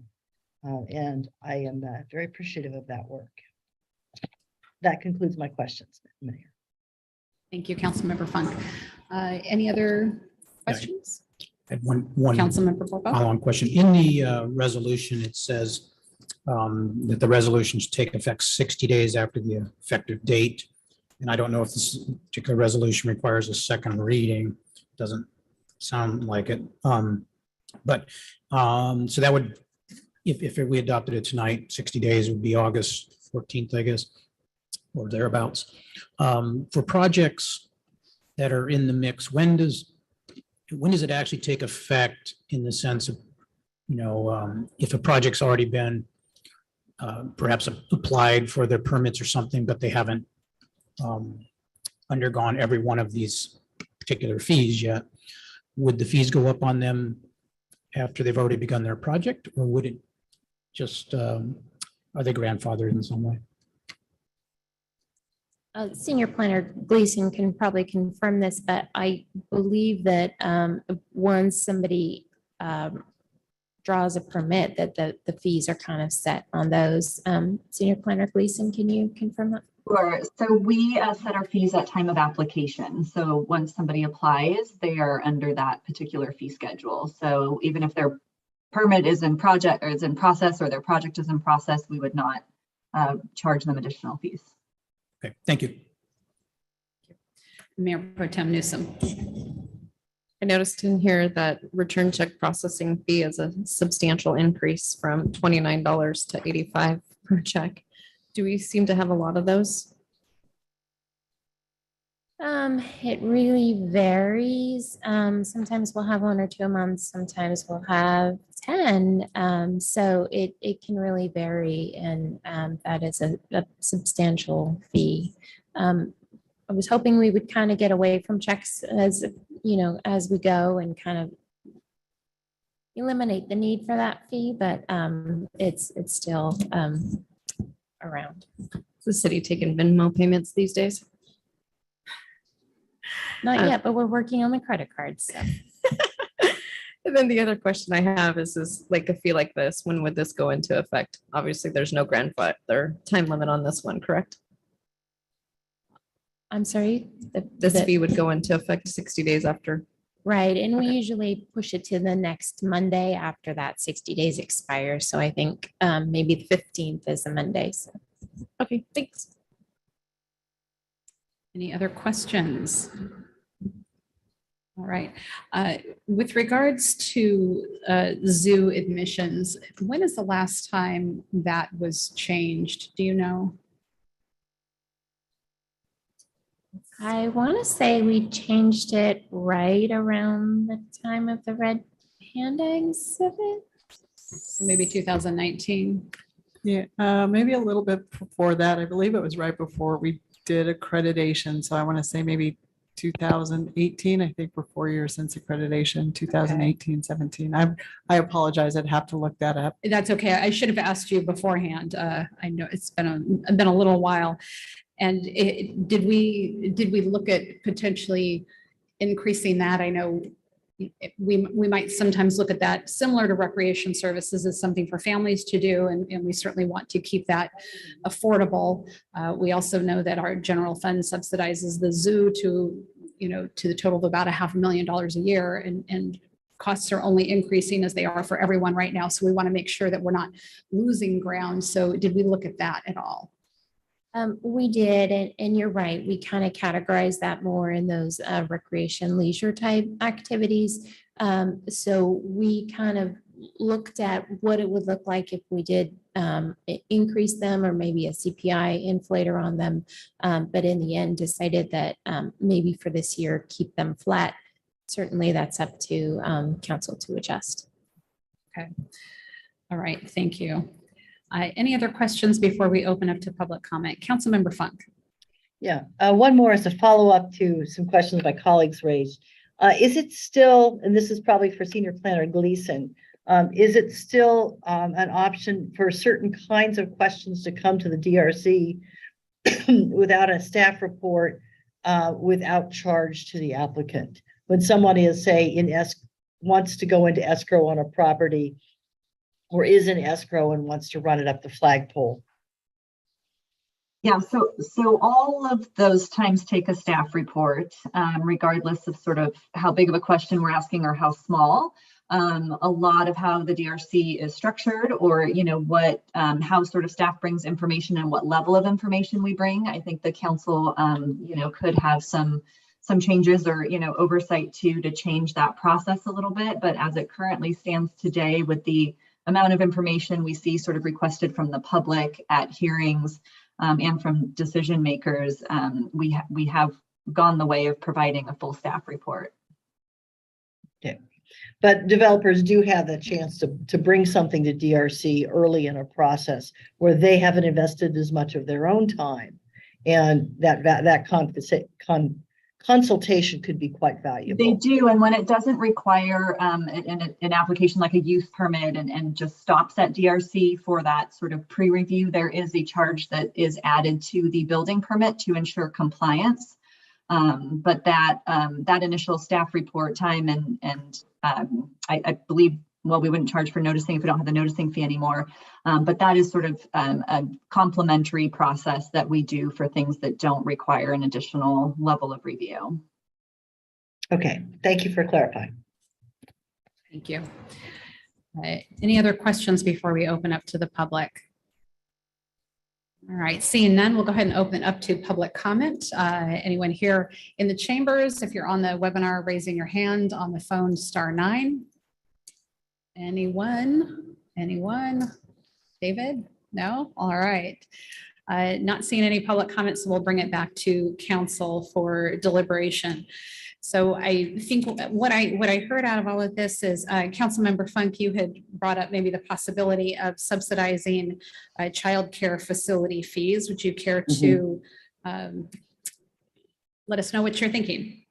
Sure. I'm thinking that we keep the inspection at a $50 fee like the consultation is, rather than having it jump up to it, adding a new $220 fee on that for our daycare centers, where we are working really hard in a variety of ways to develop this asset for our community so that we can attract businesses and jobs and support our Understood. So what you're saying is $50 total, or $50 plus the 50 for the inspection, for a total of 100?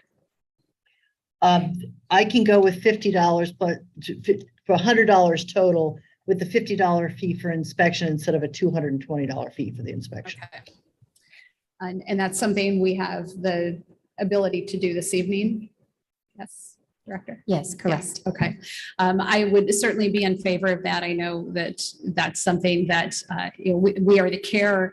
A lot of people in our community are working very diligently to do what we can regarding childcare to bring more options, more funding, and so to the extent that we can eliminate some of the barriers, I would certainly be in favor of that. I think I'm seeing, yep, no dissent there. I would like to propose that we consider potentially increasing zoo fees, maybe just on the adults, and keep the kids as is. And my reason being, we've gone through wastewater of a quarter of a century not raising our fees. Now, it's not that bad at the zoo, but we're challenged when we go year after year after year of not raising them. And then we are in this position of needing to, recoup more of our costs. And then an increase can almost seem overwhelming at that point. So wondering if my colleagues might be open to keeping children of, both age groups as is, and going from 10 on adult, say up to 12, and seniors 9 up to 10. I'd be good with that. My concern on that, really comment, would be that when we did the rate increase in 2018 or 19, whenever it was, it wasn't as part of this, a fee study or anything like that, other than you studied the issue relative to the zoo itself, partly because of the substantial general fund subsidy that the mayor mentioned earlier. But I just don't know that we want to make that sausage here tonight versus whether that's something we'd want you to, come back with at any particular time you think is appropriate. Say, we've looked at the zoo, we've looked at what we think the impact would be. Because much to my surprise, when we raised the fees fairly substantially last time in 2018, I thought it might result in a substantial drop in attendance, and it did not. As understand, I was completely wrong about that attendance actually climbed over that time period. So I'm certainly not opposed to the idea. I just don't know if setting a number here is the right place and time. So I'd look to staff to comment on that. I think we typically have done it in this kind of a situation.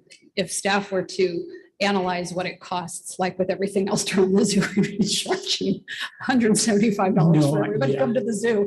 Yeah, the fee would be, $25 for kids. So, no, I understand what you're saying. I just didn't think this was normally where we did that, but I'm not opposed to considering it, because I think it.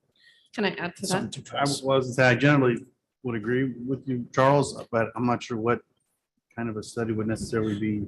No, I'm not talking full-blown study. No, so Let's it's not a ask significant increase. I think I spoke a little too soon. Our city manager was ready to say something. I don't know that staff would have a lot of additional information to bring, especially if you're talking about the modest increase of, $10 to $12 or, 9 to 10. We're not talking significant. Typically, what we look at is the Charles Paddock Zoo is, worth an hour to two of entertainment. Rather than, it's hard to, you can't compare that to the San Diego Zoo where their tickets are $140 or whatever they are now. But we look at more similar to what other types of family entertainment are in that price range. So certainly a $10 to $12 increase is something that we could do tonight if that's the council pleasure. If you'd like us to look at, I'm not quite sure what we would look at to do that. I don't think that will hurt our attendance at all. Last year in 2021, we actually had our highest attendance ever, and that could be a help. I think there was a lot going on during COVID. Everybody wants to get out and enjoy the great outdoors. I know in 18 and 19, I believe, when we looked at this last time in this same study session, we chose to break out the children from a different tier to make it more affordable for larger families to bring. I don't think doing an increase on the adults in $1 on a senior is substantial enough to warrant a study.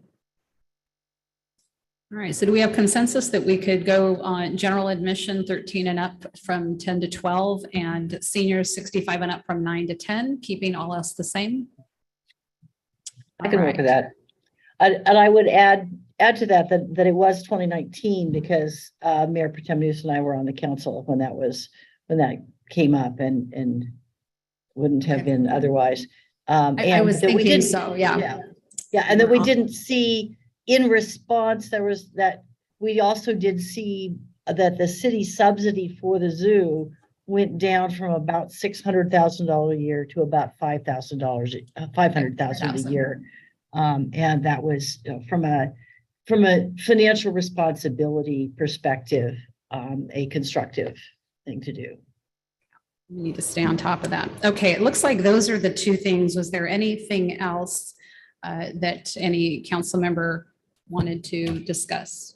I would just like to make sure I clarify and understand for the inspections, we are just talking about changing the daycare fee to 50 and 50. Correct. The group home schools, those things will continue to be as listed in the staff report. Correct. So Okay. daycare will go from, 50 for the consultation and 50 for the inspection. Group home inspection will remain as is. Perfect. Thank you. All right. And I do just want to point out too, we are looking at schools. Schools also are requiring this inspection. This would be the inspection fee that we would apply. There is some question whether or not we can charge the schools to do that. So we're working through that and we'll figure that out. So also. schools wouldn't fall under daycare. No, they Okay. would be under group home also. Okay, just That making same sure. inspection fee. Thank you. All right. But if you couldn't charge it, obviously maybe to the school district as a separate governmental entity, you could charge it to private schools. That is correct. We believe. Casey is still researching some of that. So yes. Thank you. When he's researching it, can you let me know the difference? Some facilities are doing before and after school or childcare as a school. So what that fine line is if someone's doing both schooling and childcare in the same facility. I'd like to know the difference. Thank you. We can do that. And with that, I will look for a motion. I'll move approval of the revised fee structure as amended. I'll second. Motion by Councilmember Funk, second by Mayor Pro Tem Newsom. Is that sufficient? That works. All right. Roll call, please. Councilmember Funk, Yes. Councilmember Borbo, Yes. Councilmember Daris, Yes. Mayor Pro Tem Newsom, Yes. Mayor Moreno. Yes, ma'am. Motion passes. Thank you. I'm trying to remember if I asked if there was any ex parte on this. I think I did ask, but I don't recall. I don't believe any of us had something needed to say up front. All right. Now we are on to council announcements and committee reports. I will start with, who's right in front of me, Councilmember Funk. Okay. The Homeless Services Oversight Council is delighted to announce that the draft countywide strategic plan to address homelessness is now fully available for public review. That is currently on the HSOC website. So if you, rather than giving a long website thing, just Google SLO HSOC and or countywide homeless plan SLO, and you should be able to find that point. We're accepting comments from anyone and everyone through the 30th of June to be incorporated into discussions. The formal review of this happens through the Homeless Services Oversight Council and the County Board of Supervisors. It has been briefed. It is being briefed to every city council, as was done with this council a few sessions ago. The Arroyo Grande City Council is getting it tonight, and I can't help with that briefing because I'm here. But we are reaching out to all of them. So please take a look and provide your comments on this important issue. There was a special meeting of the HSOC on the 1st of June to also deal with some 2-year goals that align with the 5-year plan. The 2-year goals are required by the state so that we're eligible for the next $4 million tranche of money, which we need. So those are also available for comment. And strategies that are part of the 5-year plan are designated as things that we're going to be doing in those 2 years to make the changes happen and try to get more money, because there's a bonus if we achieve those goals. And that's it for me. Thank you. Thank you. Councilmember Darres. I've got capsule meeting coming up, I think on Thursday, APCD. I believe we're meeting next week. Got a busy calendar. But that's it. That's all I have right now. Thank you. Councilmember Borbo. Yeah, 2 things. The Integrated Waste Management Authority, our board, we selected Mr. Peter Cron as the new permanent executive director. And we put out a notice on Mayor. You should have gotten a copy of that, as it went to all mayors, all city managers, and community service district general managers, announcing that selection. Mr. Cron has a great deal of experience in the trash and recycling arena, both in the private sector here in SLO County and previously with the IWMA and more recently with the county. So he's well experienced, I think very well thought of. And so we look forward to him coming on board on June 28th. Separately, also on June 28th, the revised joint powers agreement will come before this council for ratification. It is winding its way around the county, and I think about half the jurisdictions have adopted it, and some have it on June 21st and some have it on June 28th. So we as a body should be looking at that at our next council meeting, if after, as I understand it, from our city clerk. And that's it. Well, and you were alternate for me while I was out of town. Yes, I was alternate for you, and that was a pretty uneventful meeting at SLOCOG, relatively speaking. And for once, I actually said nothing. So other than I on a couple of voting on a couple of matters. Yes. Thought you'd get a kick out of that. So. All right. Well, thank you. Mayor Pro Tem Newsom. I don't know what Charles is like when he's speechless. So he's making me laugh. When we used to sit together, we had to be separated. Anyways, on the business. I think Charles is the main troublemaker. element, because whenever we sat together, we had to be separated too. So I'm going to say that's, if that happened to 2 of us, it's Charles. If you ever wonder why we're chuckling up here, Charles has said something. We have a design review committee meeting on Thursday at 2:00. Councilmember Funk will be joining me. We have 1 item on the agenda, review of a shade structure at Colony Market. And that's all I have to report. Excellent. Let's see, on Friday, May 27th, we had a meeting with Paso Robles, Atascadero and Paso Robles. So Mayor Martin and myself, our city managers, our economic development directors, We are moving forward with the RFP, RFQ for the strategic plan for broadband, and the goal is to have that out by the end of this month. We are moving ahead. It is very exciting to see this just full force going forward. Atascadero is going to take the lead on that, so very glad to have our team moving forward.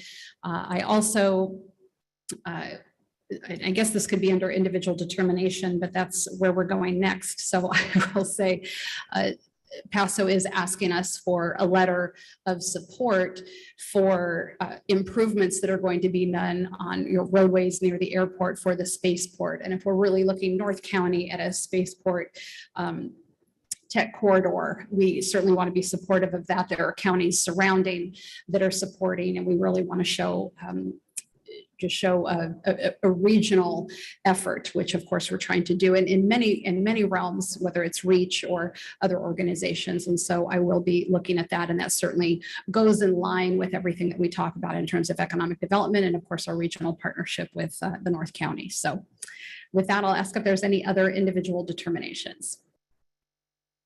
All right, seeing none, we will go ahead and recess to our closed session following the conclusion of this meeting now. And I will ask our city attorney to announce what the item is we will be discussing. Yes, this will be a conference with real property negotiators. The authority is Government Code Section 54956.8. The real property is located at 5970 El Camino Real. The APN number is in the agenda. The agency negotiator is your city manager. The negotiating parties are Fred Flume Revocable Trust, and the subject of negotiations are purchase price and terms of payment. Thank you. I will open it for public comment if there's anyone wishing to speak on this item. Go ahead and raise your hand on the webinar. David, do we have anyone on the phone? All right, seeing none, we'll go ahead and close public comment, and council will head to closed session. We will go ahead and adjourn at that time, and we will report out any reportable action item at our June 28th meeting. And with that, good night all. Okay. We got about 5 minutes, right?